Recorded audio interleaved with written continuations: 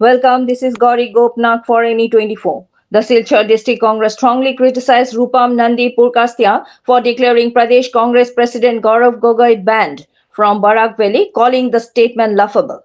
District President Abhijit Paul accused Rupam of using the Aksar organization originally formed to Barak Valley's welfare for personal political gain and cheap publicity. He alleged that Rupam has no real connection with students and is tarnishing Aksar's name by involving minors. Paul challenged Rupam's political strength and warned him to stay away from petty politics, urging him to instead focus on Barak's development and student welfare.